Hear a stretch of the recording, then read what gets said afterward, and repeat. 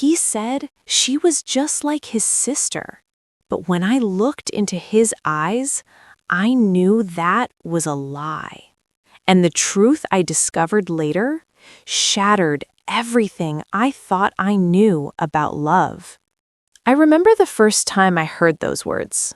She's just like my sister. His voice carried this calm, almost rehearsed tone, as if he had practiced saying it 100 times before. But something deep in my gut twisted.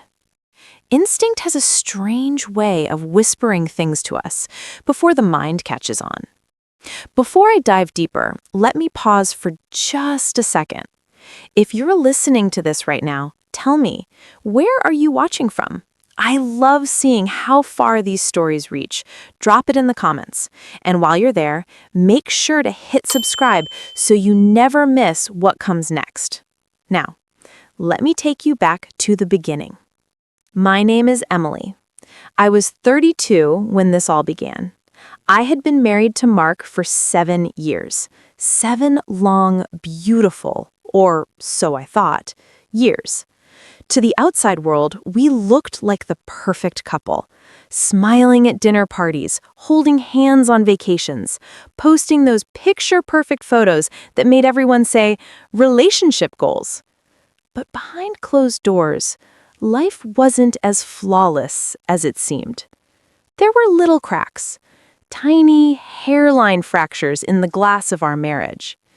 At first, I ignored them. Isn't that what we all do sometimes? We tell ourselves, it's fine, it's just stress, it's just work, it's just a phase. It all began with something so ordinary, so small, you'd almost laugh at how harmless it seemed. A coworker. Her name was Rachel.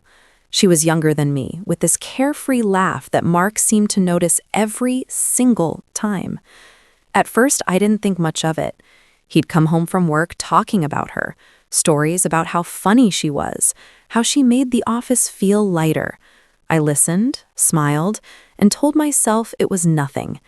But soon, nothing turned into something.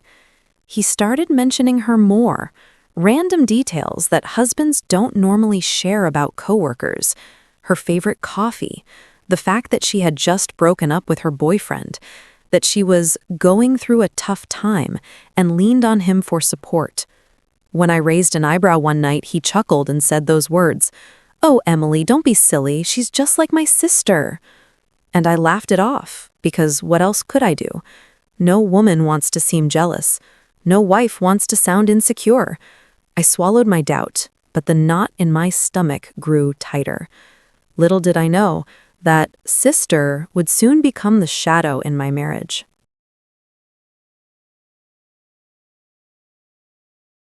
They say love makes you blind. I never believed that, until I started to realize just how much I had been refusing to see. The first sign was his phone. Mark had never been the kind of man to guard his screen like treasure. In fact, he used to leave it lying around without a second thought. But then, slowly, things changed. He started keeping it face down on the table. He'd tilt the screen away from me when a message came in. And when I teased him about it one night, "What's the big secret?" he smiled, kissed my forehead, and said, "Work stress, babe. Nothing you'd want to see." But I wanted to see. I wanted to know. Because every time his phone buzzed, his eyes lit up in a way they hadn't when I was the one texting. Then came the late nights. The breaking point came one Saturday afternoon. We had plans to go see his parents for dinner. I had spent the whole day preparing, picked out a dress, cooked a dessert his mom loved. But just as I was about to get ready, Mark came into the room, loosening his tie, looking exhausted. "Emily, I can't make it tonight," he said, almost casually. "Something came up. Rachel needs help moving into her new place." I froze. His coworker, Rachel, again. I wanted to scream, "Are you serious? You're canceling dinner with your family to help her move?" But instead, my voice cracked as I asked, Why you? Doesn't she have friends, movers, anyone else? He sighed, annoyed, as if I was the problem. Emily, she doesn't have anyone here. And you know I'm not the kind of man who leaves someone helpless. You'd do the same, wouldn't you? That last line, it cut me. Because he wasn't just justifying himself, he was twisting the blame, making me feel guilty for... The first time I confronted him, I didn't plan it. It just slipped out. He had come home late again, this time past midnight. I sat there on the couch, staring at the door, waiting for him like some abandoned wife in an old movie. My hands were shaking, but I tried to keep my voice calm. "Mark, are you seeing someone else?" The silence that followed was deafening. For a moment, he just stood there, jacket half off, eyes wide. Then he laughed, actually laughed. "Emily, seriously, Rachel? She's like my sister." There it was, the line, the excuse that would come to define everything that followed. She's like my sister. It should have comforted me, right? But instead, it felt like a dagger wrapped in silk. Because no matter how... The more I questioned him, the more clever his lies became. If I asked about his late nights, he'd smile and say, "Rachel just needs someone to listen. I'm only being a friend." If I pointed out that he missed another dinner, another family event, he'd sigh, roll his eyes, and mutter, "You're overreacting again." And if I grew too quiet, he'd lean in, kiss me gently, and whisper, "Don't let jealousy ruin us." Gaslighting. That's the word people use now, but back then it just felt like I was losing my grip on reality. I started doubting myself. Was I really being too sensitive? Was Rachel truly just a lonely coworker leaning on a friend? But then the little details betrayed him. The perfume on his shirt that wasn't mine. The receipts for dinners at places we'd never been together. The way his smile... The human heart is strange. It wants to believe lies because the truth hurts too much. And for weeks, maybe months, I let Mark's words echo inside me like a lullaby. She's like my sister. He said it so many times with such confidence that part of me wanted to surrender, to let go of my instincts, to live blind. But the other part of me, the stronger part, kept searching, kept waiting. And one evening, when Mark said he had another late-night project with Rachel, I decided not to wait at home this time. Instead, I followed him. My hands were trembling on the steering wheel as I trailed his car through familiar streets, then into a neighborhood I didn't recognize. He didn't notice me. Why would he? In his mind, I was still at home, sitting obedient. The universe has a cruel way of confirming the things you already fear. A week later, while folding laundry, I found it, tucked inside the pocket of his jeans, a small, crumpled receipt. Dinner for two, an expensive restaurant across town, a date. I held the paper in my hands so long it almost burned through my skin. It wasn't the amount of money that broke me. It was the handwriting at the bottom, a note scribbled across the receipt in neat feminine letters. "Can't wait to see you again. Love, R." I don't remember how long I stood there. Minutes? Hours? All I know is that something inside me shattered. The final wall of denial crumbled, and there it was, cold, When you hold proof in your hands, something quiet shifts inside you. It's not the shout of triumph you expect. It's a slow, steady calm. The kind that lets you think clearly, plan carefully, and move without giving them the chance to react. I tucked the receipt into a locked drawer, but I didn't throw it away. I didn't shred it or burn it. I treated it like an artifact. Evidence needs a place, and so do intentions. Over the next few days, I began to assemble everything. The photos, the timestamps, the messages I'd saved when he left his phone unlocked. I labeled folders, both electronic and physical, like a meticulous librarian. This wasn't a crime of passion, it was a project of protection. I made a rule for myself. Never confront in anger. Anger makes you loud and reckless. And once the groundwork was set, I began a pattern of tiny, deliberate nudges that would loosen his hold over the narrative. I invited family over more often, making gatherings seem casual, warm, and ordinary. People came, ate, laughed. In that ordinary space, his odd absences stood out more. When he showed late, there were more eyes looking, more curious glances.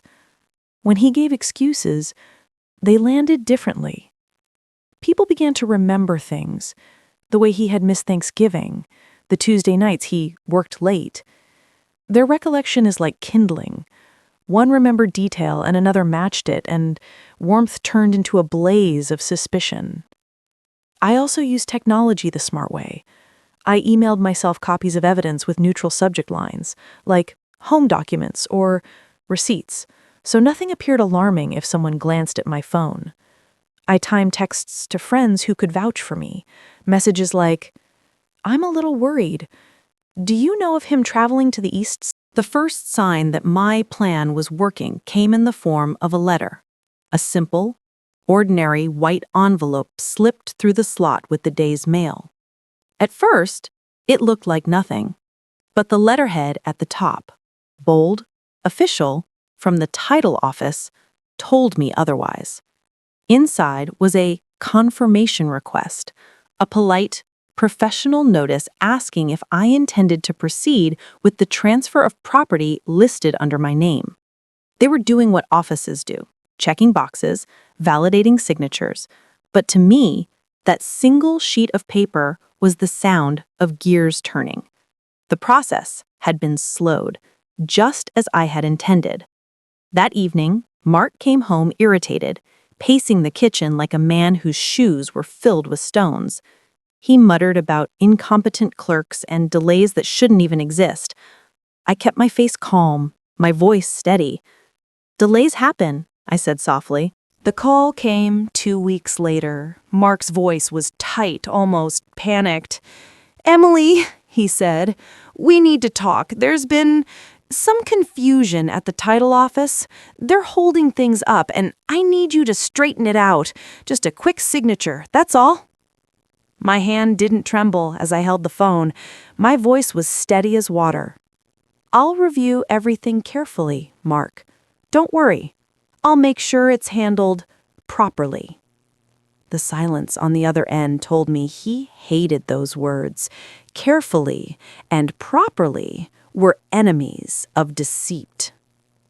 By then, I had already spoken to the lawyer Uncle George introduced me to. I knew exactly what was happening. He and Rachel had attempted to push paperwork through under my name, banking on my silence. But with the title hold in place, every signature would be scrutinized. Every attempt would raise questions. And now, the questions weren't mine alone. It happened on a Sunday, the kind of day when families gather, when the table is heavy with food and laughter usually fills the air. But that day, laughter felt forced, thin, like it was balancing on glass. Mark had insisted we attend a larger family dinner. Cousins, uncles, even a few old friends. He said it was about showing unity, but I knew better. It was about distraction. If he could smile wide enough, pour enough wine, maybe the growing rumors would quiet themselves. Rachel was there too, of course. She walked in, bold, her heels clicking like a performance, her hand brushing against Mark's arm a little too comfortably for someone who was supposed to be just like a sister.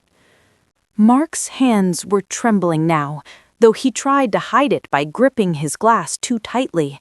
He started talking fast, too fast, stringing excuses together like flimsy thread. "Emily, don't twist this. Rachel was only helping. You've been under stress, and we just thought—" I cut him off, my voice low but clear. "You thought I wouldn't notice. You thought I wouldn't fight. But I see everything now, Mark. Everything." The room was silent. Not one fork scraped a plate. Not one cough or shift broke the stillness. Rachel tried again, her tone shrill now. "This is ridiculous. Emily, you're making it sound like we've done something wrong, when all we did was try to—" But the words caught in her throat when she noticed the stairs. The silence of that dinner still echoed in my ears as I returned home that night. But instead of pain, I felt clarity. For too long, Mark and Rachel had painted me as fragile, naive, someone too weak to understand what was happening around her. But they were wrong. I had been watching, recording, collecting proof. 2 weeks earlier, when I first noticed the strange documents left on Mark's desk, I quietly copied them. Later, when Rachel had slipped and mentioned bank visits, I made calls of my own. And when whispers reached me about property transfers, I went directly to the title office and requested every record under my name. I knew something was coming. I just hadn't realized how deep the betrayal went. Now, standing in the quiet of my living room, I opened the folder I had prepared. Bank records, property deeds, email exchanges, even a recorded phone call where Rachel had slipped into arrogance, saying, "Don't worry, once it's signed, Emily won't even know what happened." They thought I was blind, but I had been watching the whole time. The next morning, I requested a private family meeting. No distractions, no large gathering to shield them, just the core of us, siblings, parents, children.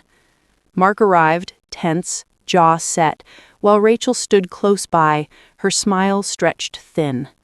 They still thought they could out-talk me, outperform me, but I had a different stage prepared. I placed the folder on the table and slid it forward. "Read," I said simply. Mark frowned, flipping the first page. His face drained of color. Rachel leaned over, trying to snatch the documents from his hands, but I pulled out another copy, laying it flat for everyone else to see. Gasps filled the room. There it was, in black and white, attempted property transfers, forged intentions, even false witnesses. My son and the woman he called like a sister had been preparing to take everything, not just the house, but my future, my independence, my dignity. "You thought I wouldn't see it," I said quietly. My voice didn't rise, but it cut sharper than any shout. "You thought I'd be too old, too tired, too trusting. But you underestimated me." Rachel tried to laugh it off, her tone mocking. "Oh, please, Emily, you're twisting everything. You know documents can be—" I pressed a button on my phone. Her recorded voice filled the room, clear and undeniable. "Once it's signed, Emily won't even know what happened." Rachel froze. Mark's head dropped into his hands. Nobody spoke. Nobody needed to. For the first time, the power shifted. Their lies were no longer theirs to control. I had taken them, exposed them, and laid them bare for the entire family to see. "I won't shout," I said softly, standing tall. "I won't cry, but I will never forget, and neither will anyone here. You tried to erase me. Instead, you erased yourselves." The room was silent. After that day, things were never the same. Mark tried to apologize in quiet whispers, calling late at night, saying he was sorry, saying he didn't know what came over him, but apologies given only after exposure carry little weight.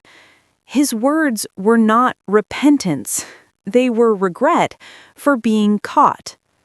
Rachel disappeared from our lives almost overnight. She didn't attend gatherings, she didn't call. She left behind only the memory of her false smile and the taste of betrayal that lingers even when the person is gone. And me? I stood taller. Not because I hadn't been hurt, but because I chose not to stay broken. I poured my energy back into the people who mattered, my grandchildren, my siblings, the friends who had stayed quiet but steady during the storm. I rebuilt my strength not through revenge alone, but through reclaiming my dignity. Because here's the truth. Betrayal doesn't just take your trust, it makes you question your worth. It whispers that you were foolish, blind, too weak to see the truth. But that's the final lie. I was never weak. I was patient. I was trusting,